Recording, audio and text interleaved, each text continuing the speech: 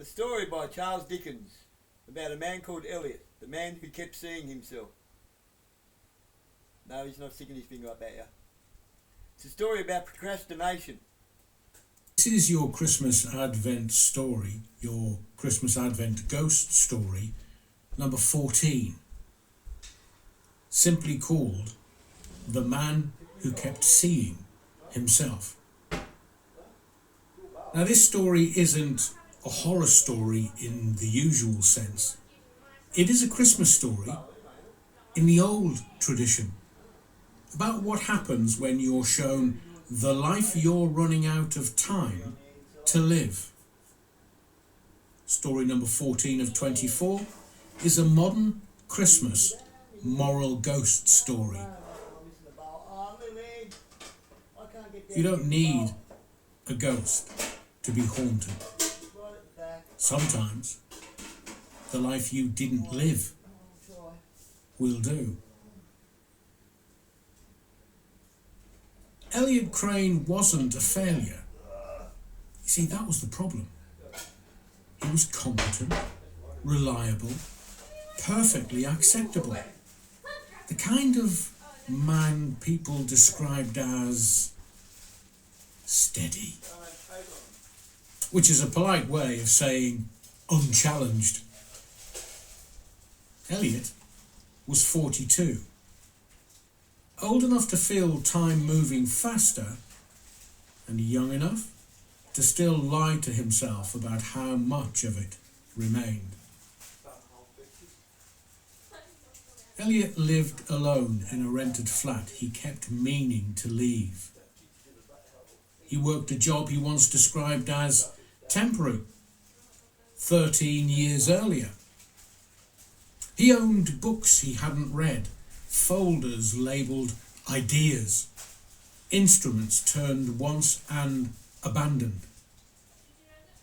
Every single room in his flat contained evidence of potential and none of completion. See, Elliot was a master.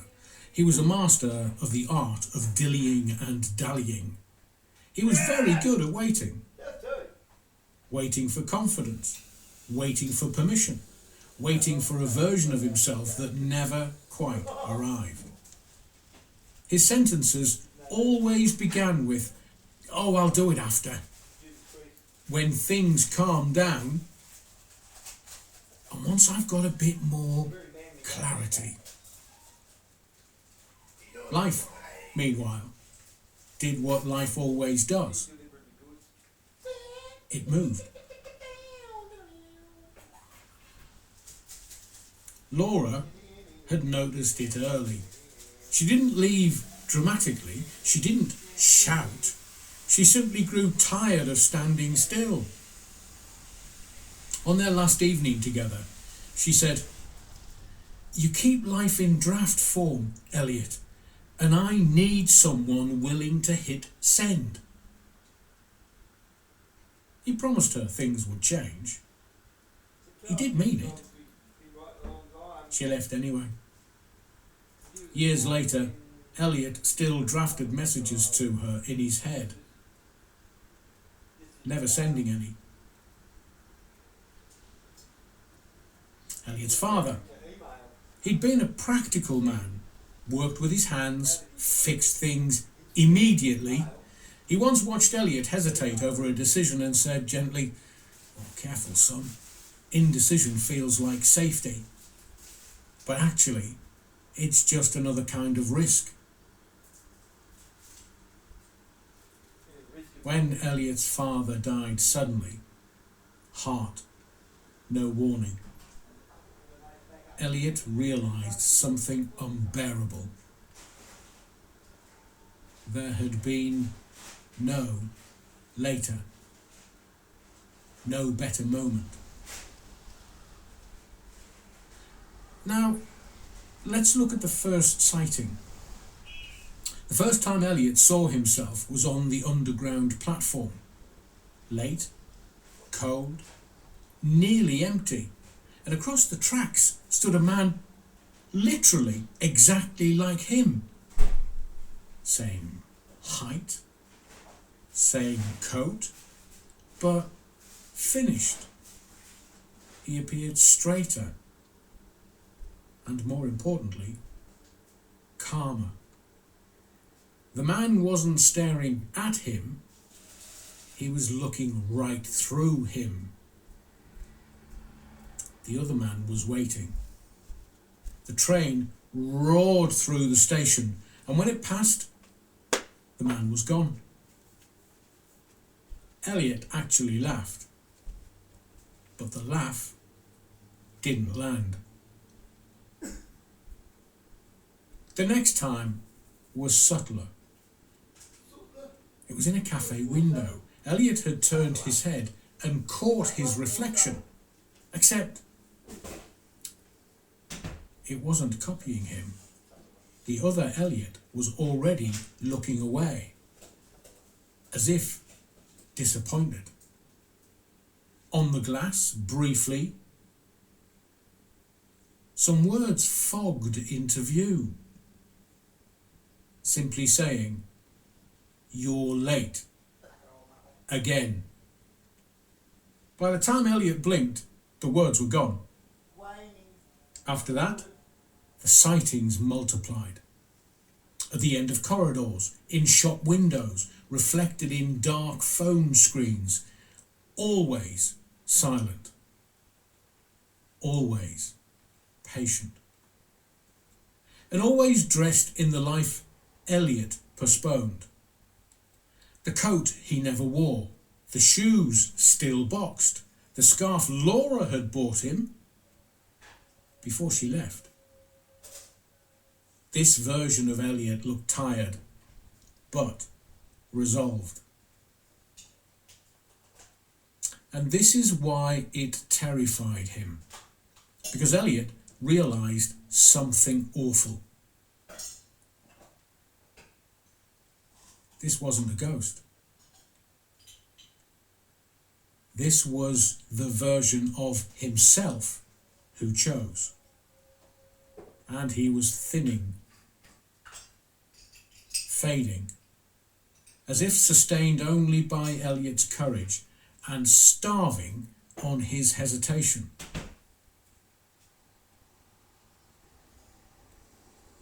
The other Elliot appeared again, this time in Elliot's childhood home, which is empty now and up for sale. He stood in the doorway of Elliot's old bedroom and said, "Do you know why I'm still here?" Elliot couldn't really answer. "Because you never replaced me? You just delayed me?" The house smelled faintly of dust and memory. When Elliot turned away, the room was empty. But the bed was made, neatly, almost as if someone had finished something. The final confrontation came on December 23rd, at a crossroads near his flat. Snow was just beginning to fall. The other Elliot stood opposite him, close now, clear, solid, and for the first time he smiled. Not cruelly, sadly. "I waited as long as I could," he said. Elliot whispered, "I just didn't know how to start." The other Elliot nodded. "Neither did I. I just stopped, waiting." Elliot thought of his father, of Laura, of unopened books and unused days. He felt something shift, not fear, responsibility. The streetlight flickered. The other Elliot stepped back and for the first time began to fade peacefully, relieved. The morning after, Elliot woke alone. No reflections, no watchers, but the flat felt different, larger, possible. Elliot made the call he'd avoided. He sent the apology without any conditions. Booked the thing that he'd delayed.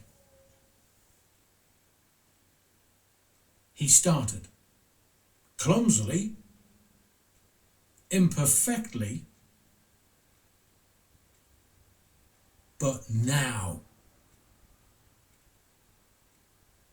Sometimes, late at night, Elliot still catches movement in glass. But now it feels like gratitude. Like a version of himself finally allowed to rest. So let me end with this. Some ghosts don't come from the dead. They come from the lives we almost lived. And they don't haunt us to frighten us. They haunt us to make sure we don't waste them. Charles Dickens? Dickens understood something we sometimes forget. That Christmas isn't about what you've been. It's about whether you're brave enough to change whilst there's still time.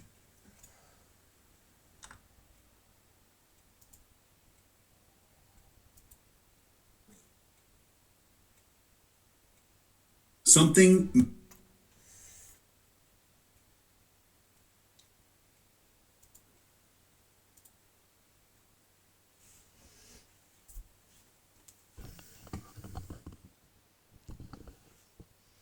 I've got my wild hair on today. Not brushed it, not done anything.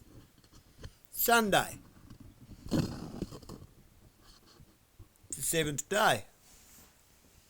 What do we do on the 7th day? We sloth. No, we rest. I'm not into sloth either. Now, what's the message in that for us?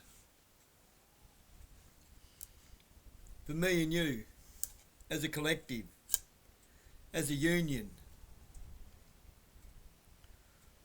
Stop procrastinating, stop leaving it to Beaver, stop waiting for someone else to live life for us.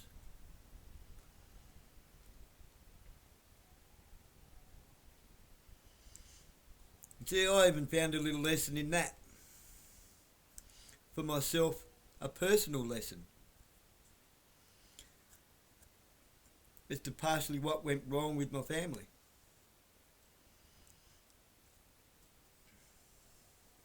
It was a little bit humbling, but also clarifying as to what I already knew, which gave me a little bit of relief. You see, when David Miller tried to kill me with a hammer and I stopped being able to deal with people, which caused me to lose my business, well, you could say I kind of threw it away a bit, couldn't you? I threw it down the drain. Not intentionally. But it wasn't until quite some time later, after we'd lost everything else and become homeless, that I felt bad about losing the business, because it meant I wasn't providing for my family anymore. That said, I had no help. I had someone picking at me and picking at me and picking at me and picking me apart all the time. For nothing valid, no real reason, other than just whinging, bitching and complaining about how much their life sucked.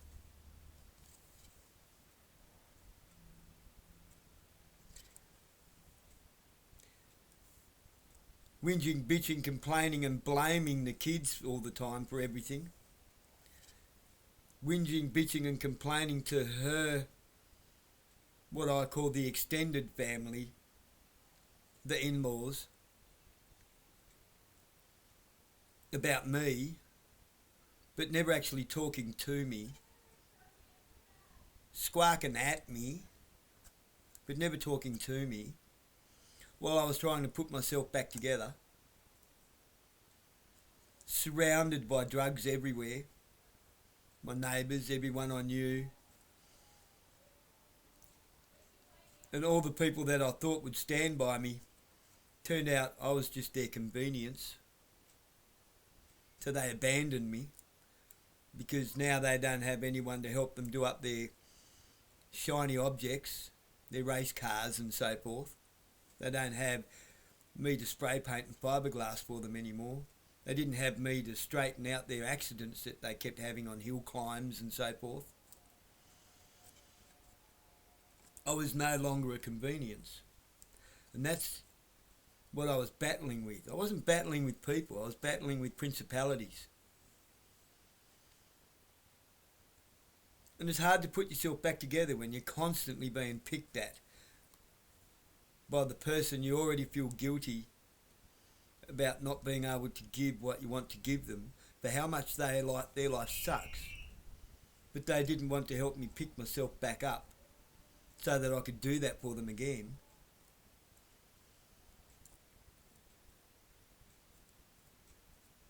I'll go on to how this comes to unionising in a second, the story. But this is my little bit of story, my personal bit. I'm sharing, okay? Not complaining, not looking for sympathy. Don't want it, don't like it. I don't like being patronised, and I don't like being treated with condescension.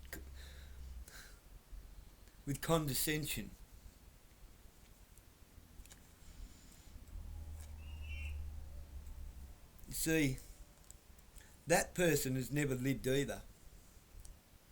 My ex. Never lived their own life. In one way, I feel pity for her because she was never allowed to live her own life at home. The over-controlling, grandiose, narcissistic mother and a cuck for a father. Sorry, I say it how I see it, and I see it how it actually is. A man who kept buying cars and shit for the wife that left him and screwed around on him, and he knows it.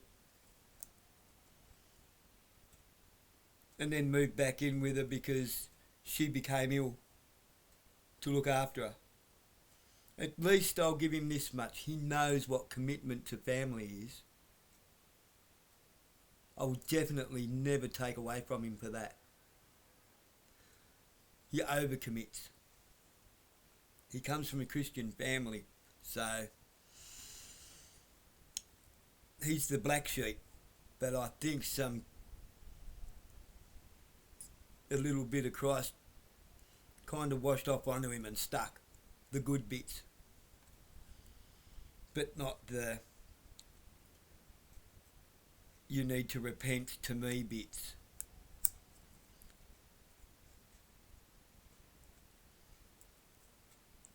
Okay, everyone has to ask for forgiveness. You don't have to forgive the actions. You can forgive the person. Absolutely, you forgive them, but not their actions. And don't give them a chance to do it to you a second time. By their fruits you shall know them. Do not cast pearls before swine.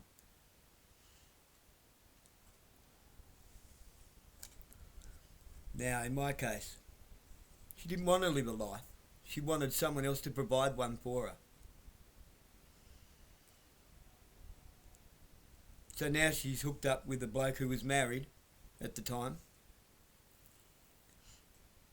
The one out of the three that was prepared to throw his family away for her. You poor simple bastard. She done it to me, mate. She's going to do it to you. She's now found that she was forced to have to stand on her own feet and live her own life to a degree. She was forced to go and get a job. by the system. Oh wow, the system actually did something that was positive for someone for a change. Made them take responsibility for themselves financially. Made them have to do something for somebody else, whether she liked it or not.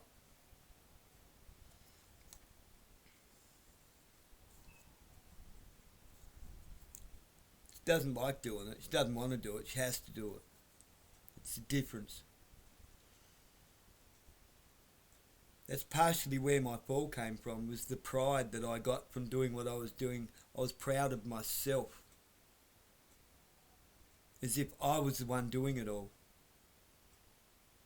I forgot to thank somebody for giving me that ability. I forgot to thank somebody for giving me that perseverance and that strength to make something from nothing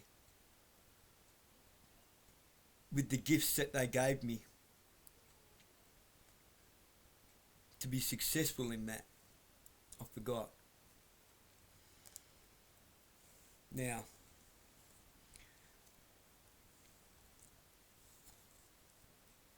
I realised completely that somebody else refusing to live a life is not someone you want to be with, because they want you to live it for them. And as soon as you cease to be convenient for that, they will find somebody else and dump you with all the problems and all the good things, which is why I now completely understand and do understand, not just comprehend, I understand and appreciate why my children chose to live with me. At least someone appreciated what I did. What I did with the help of somebody else. What somebody else did with the help of me. That chapter's left behind. It's a new chapter for me. And what I'm doing now is the chapter. It is the right thing I'm supposed to be doing. This is my purpose. It feels right. Nothing is getting in the way of it. I do, and then I'll keep finding myself thrown in one way or another back on this path. One way or another, I find myself, I'm back here again, back on this path with this task, doing what I'm doing now. Next year I'm going to start going to council meetings again, and I'm really going to start rattling some cages with the wisdom and knowledge and the gifts that I've been given to be able to do it.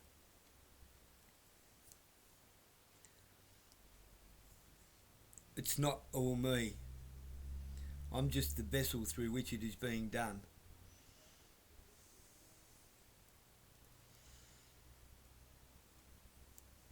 I cannot procrastinate on it anymore.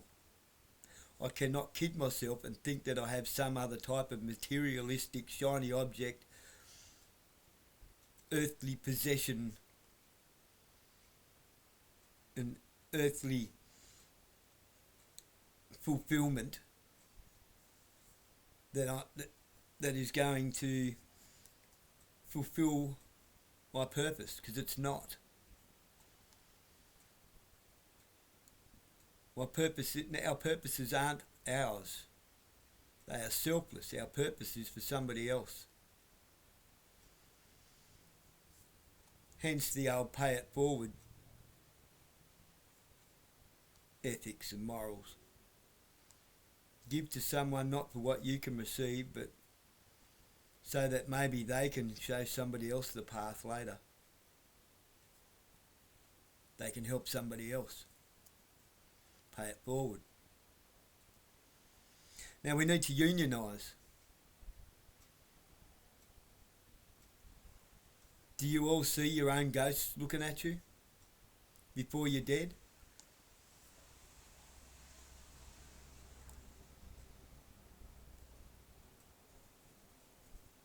The messenger of yourself looking at yourself with disappointment. because you're putting off till never, the 5th of never, what you should have done years ago.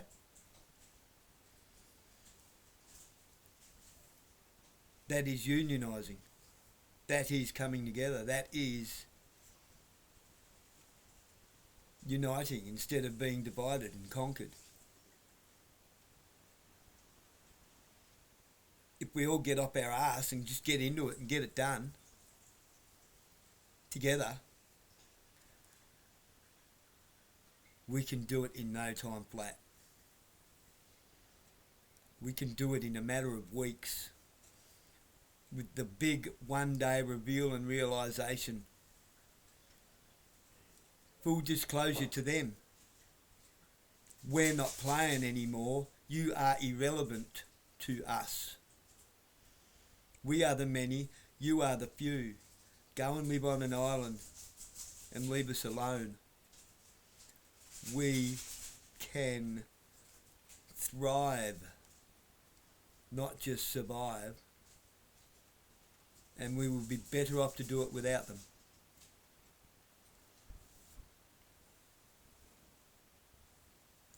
But we must do it humbly. We must do it with God's law. We must lift one another instead of standing on one another. Capiche? Savvy? Savvy? Is that how Johnny Depp says it? Savvy?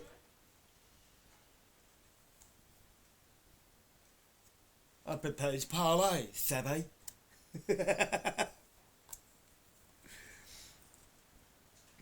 I could do the cap. What's his name?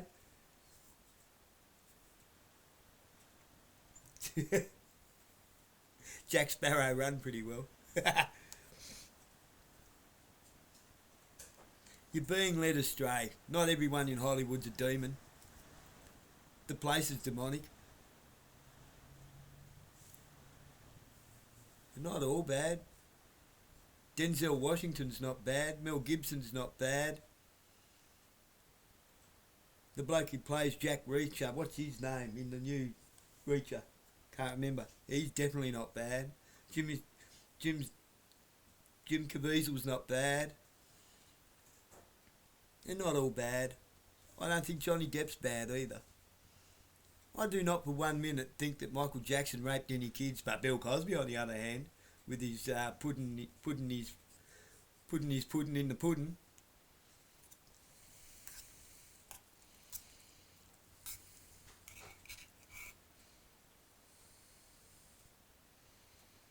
Is Winona Ryder bad? Doubtful. I doubt it.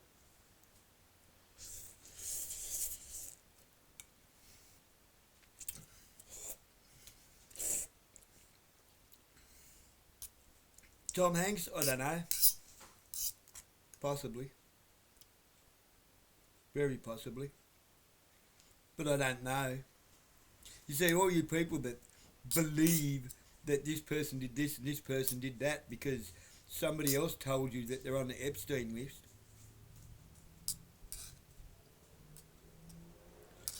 Was it on a flight list?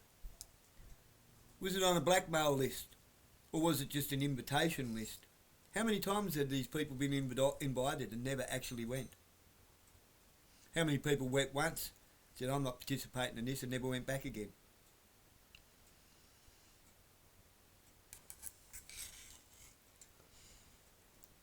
While you were all squabbling about that, yeah, we wanted the Epstein. I still want to see the Epstein files released. All of them, in totalitarianism.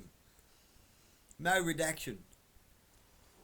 Same as everything about Diddy. Everything. I want full disclosure. But we have to give full disclosure as well.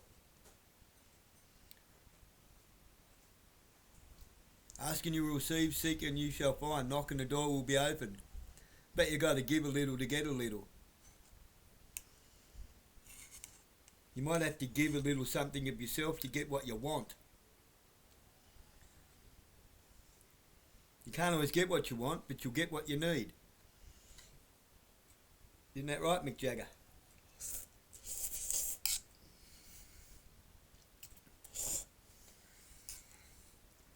This bizzo about Oh, Pink Floyd, they're all Freemasons and they're all devil worshippers and... fuck off. Just fuck off. You're an idiot. You're brainwashed. You're brainwashed by the likes of Bosie. You're brainwashed by the likes of Leibold and Guru. If you ever wanted any clue that somebody was a cult leader, all you people stuck in them little platforms, you're members of a cult, being brainwashed, believing every dribble that comes out of their mouth and lands on their chin. It's landing on your hearts and corrupting you.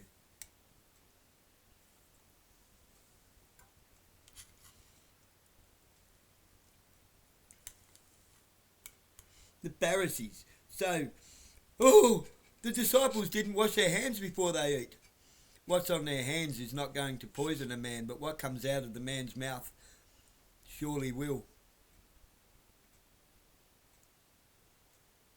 What goes into your mouth comes out the other end. But what comes out of your mouth comes from the heart. Are you speaking good words or are you speaking poison?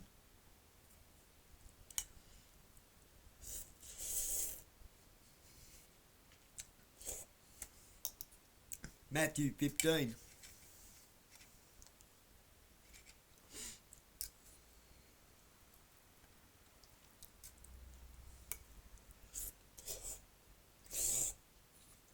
These people claiming to be Christians and calling for the death, calling for the murder of people that they know nothing about. They're only believing what they're being told.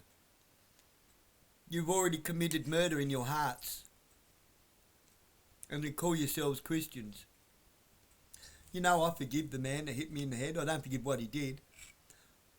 I didn't much appreciate him trying to stare me down the other day at City Mission. I just stared back at him with a smile. You don't scare me, mate. You don't frighten me. If you want to step outside, okay. We'll sort it out. Mano a mano, bravo style. Not with you with a gut full of piss and a hammer, balking me and then pretending like you're not going to do it and then turning back around and fucking hitting me when I thought you was about to leave. Huh? You fucking coward hit me with a fucking 8-pound engineer's hammer, mate.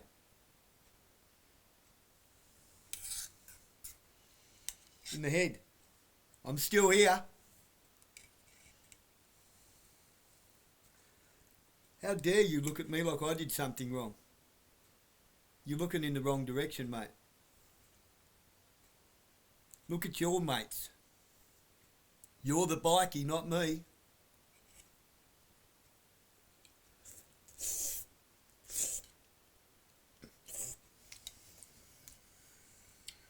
You're the one who was chirping on about some bloke I've never heard of in Victoria that apparently is the president of the Hells Angels. I've never even heard of the bloke. All because I done up a Harley for a Bandito. Which I've since found out was the bloke who knocked your shed off and had nothing to fucking do with me.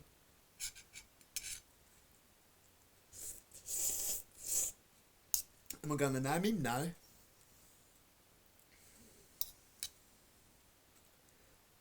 It's for you to figure out and sort out for yourself. I've moved on.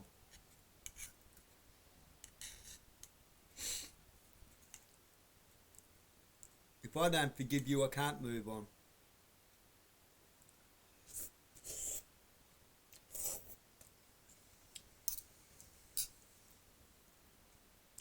Just like the one that turned their back on this family. I forgive you, but I will never forgive what you did. I've moved on. You're still trying to hold me back by bringing him here. You're still trying to hold me back.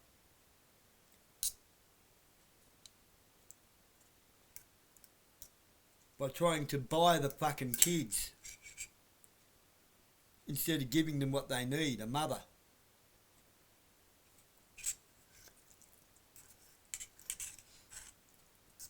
It's been tried on me. It doesn't work. They have a right to a mother, but you're not a mother's arsehole.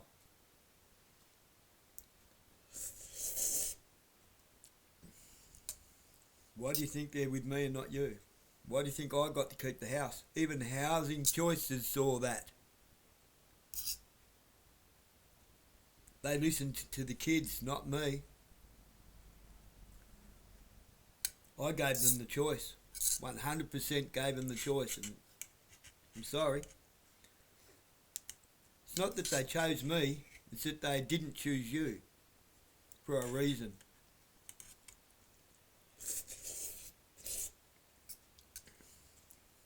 Only you can fix that.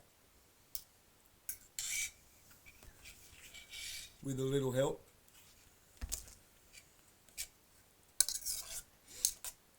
We all must stop procrastinating. We all must unionise. We need to form a union. You don't need the government's permission to form a union. You don't need anyone's permission to assemble.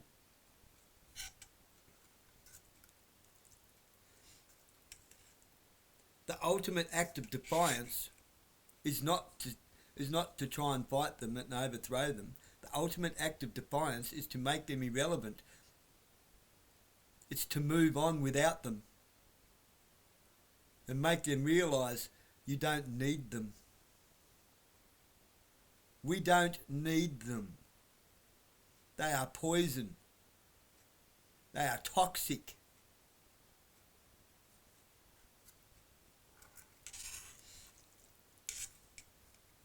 We have the rights of association. We have the rights to assemble. We have the rights to unionise and create our own world without them. Sort out the wheat from the chaff.